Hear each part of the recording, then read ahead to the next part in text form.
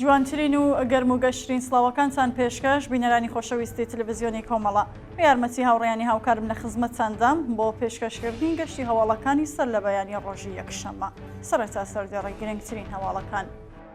مانگرتنی کرێکارانی شەرکەتی مۆبلی لینۆ لە مەهاباد، ناڕوونی چارەنووسی دەست بە سەرکراوێکی خەڵکی سەردەشت، گۆشاری ڕژیم بۆ بەشداریکردنی زۆرەم لێ قوتابیانی سنا لە مەراسمی 22 بەهمان، ژاراوی بوونی 80 کەس لە تارارێکی زەماوەند لە میاندواو، دروشم نووسینی لاوانی شۆڕژگەر لە ساڕۆژی شۆڕشی 57، لە سەرکاردەرکردنی 25 معلم لە 18 مانگی ڕابردوو و هەوڵی سوپای پاسداران بۆ ڕاکێشانی موسڵمانانی بریتانیا بۆ کاری سیخۆڕی.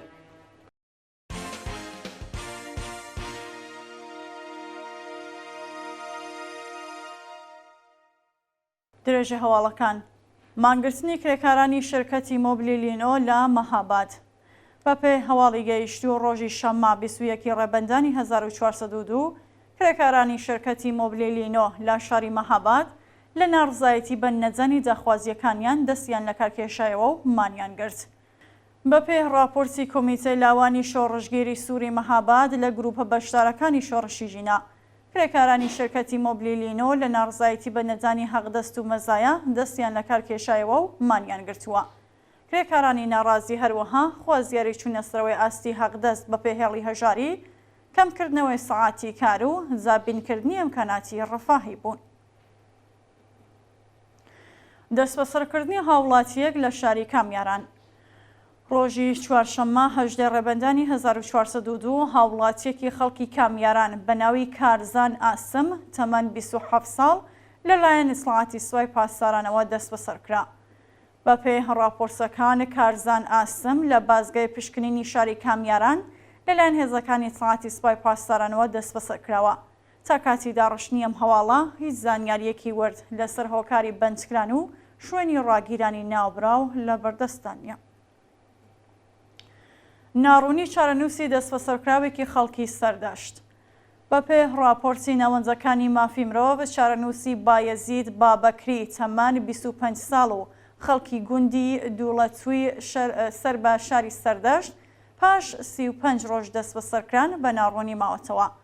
بەپێ زانیاریەکان بایەزید بابەکری ڕۆژی 16 بەفرانباری 1402 بەبێ بەڵگەی قەزایی لەلایەن هێزەمنیەکانەوە دەست بەسەر و بۆ شوێنێکی نادیار گوازراوەتەوە. بە وەسەی بنەماڵەی و هاوڵاتیە بە دوواداچوونەکانیان تا بە ئەمڕۆ بەیەکان بووە و هیچ زانیاریەکیان لەسەر هۆکاری بەندکران و شوێنی ڕاگیرانی ناوبراو دەست نەکەوتووە. گوشاری ڕۆژیم بۆ بەشداریکردنی زۆرەم لێ قوتابیانی سنا لە مەراسمی 22 بەهمەن. بەپێ هەواڵی گەیشت و ئامۆزش و پەرەوەرشی شاری سنا بە ناردنی بەخشنامەیەک بۆ قوتابخانەکان، گوشاری بۆ مامۆستایانی و بەڕێوەبەرانی مەدرسەکان هێناوەکە بە هەر شێوەیەک دەتوانن قوتابیان لە مەراسمی 22 بەهمەندا بەشدار بکەن.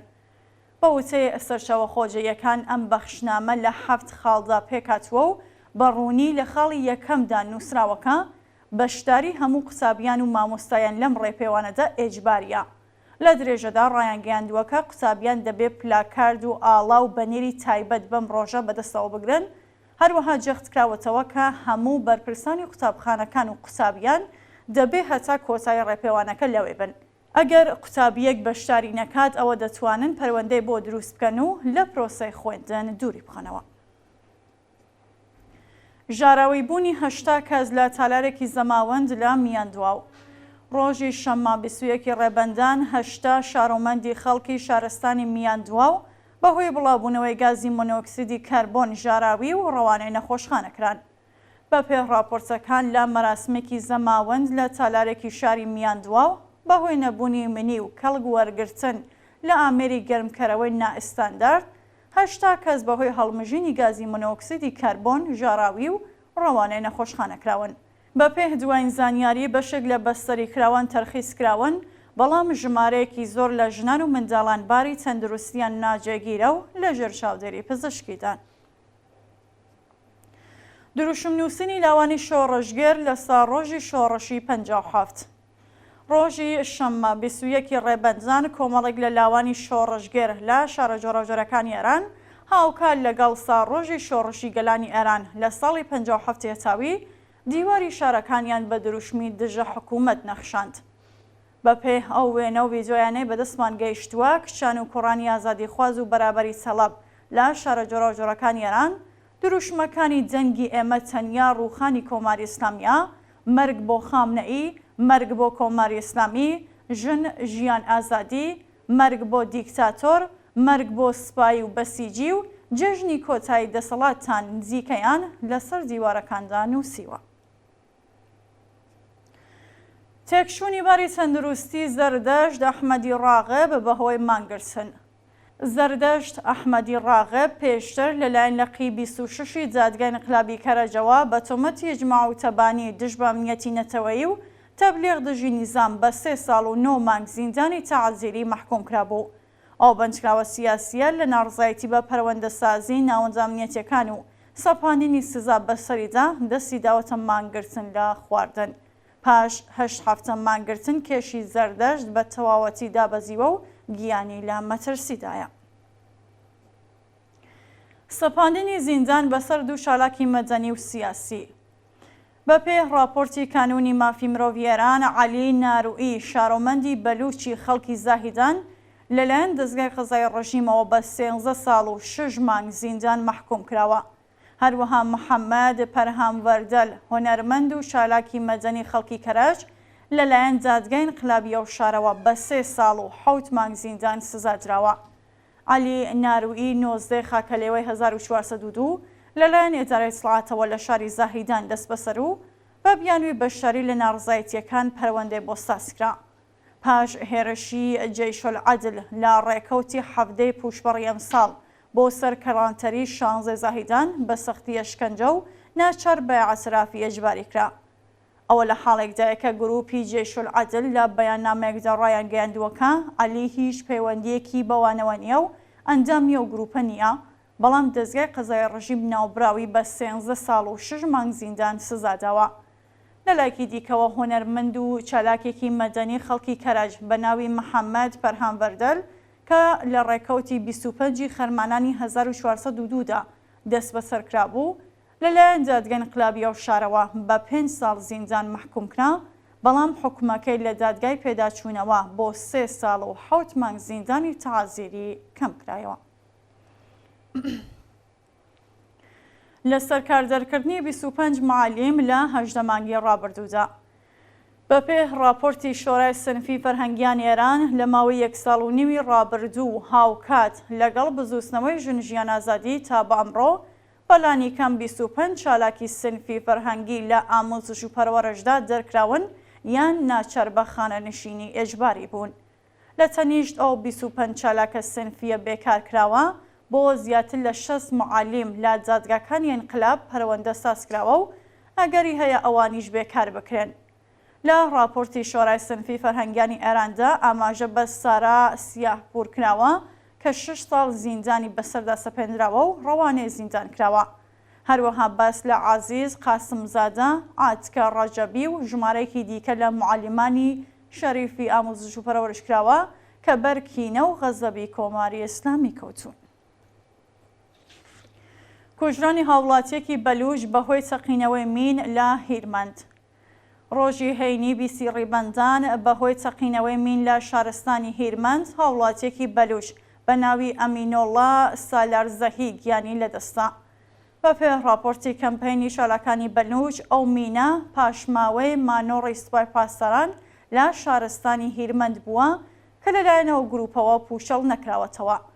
ڕۆژی هەینی کاتێک ئەمینۆڵا سالارزەهی لەگەڵ هاوڕێکانی سەرزانی ناوچەی نیاتەکی کردووە، مینێک پێوە تەقیوەتەوە و دەست بە جێگیانی لەدەستاوە. گیانەدەستانی جایەکی گیانبەختکردوویەکی شۆڕشی ژینە لە ئیزا.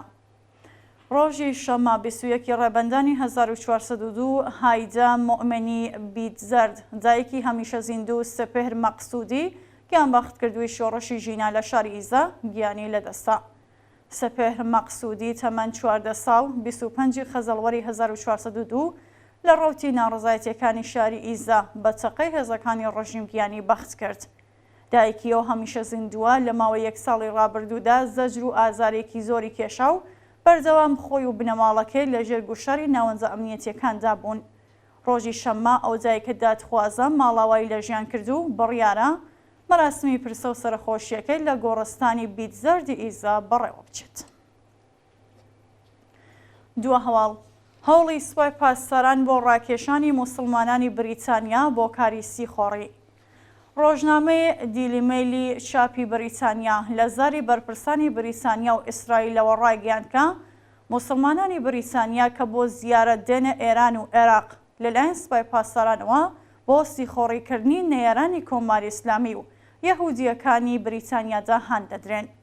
بە وتەی ئەم ڕۆژنامەیە هێزەکانی سوپای پاسداران لە شوێنە ئاینیەکانی ئێران و عێراق بە تایبەت لە ڕێپێوانی ئەربعیندا لەگەڵ شیعەکانی بریتانیا پەیوەندی دەگرن و داوایان لێ دەکەن کە دوای گەڕانەوەیان بۆ وڵاتەکەیان یەهودیە بەناوبانگەکان کەنیسا بەرپرسانی ئیسرائیل و بریتانیا و هەروەها نەیارانی ڕژیمی ئێران بخەنە ژێر چاوەدیریەوە و سیخۆڕیان بەسەردا بکەن. بە وتەی بەشێک لە کارناسان ئەگەری ئەوە هەیەکە ژمارەیەک لەو کەسە ئێرانیانەی کە بە بۆرسیەی ڕژیمەوە بۆ خوێندن دێنە زانکۆکانی بریتانیا سیخۆڕ بن. ڕۆژنامەی دیلی میل نووسیبەتی کەسرا عرابی لا دامەزراوەی بیرکردنەوەی هاوپەیمانی دژی ئێرانی هەستەیی باسی لەوە کردووەکە دامەزرێنەرانی سوپای پاسداران شیعەکانی بریتانیایان بۆ سیخۆڕیکردن لە ئێرانیەکان پێ باشترا. بە وتەی پۆلیسی دژە تیرۆری بریتانیا سوپای پاسداران بۆ ئەنجامی هەندێک هێرش کەڵک لەو زانیاریانە وەردەکرێت کە لەلایەن ئەم سیخۆڕانەوە کۆیان کردوێتەوە. بینەرانی خۆشەویست هەواڵەکانتان پێشکەشکە هەر شاد و ئاسوودە.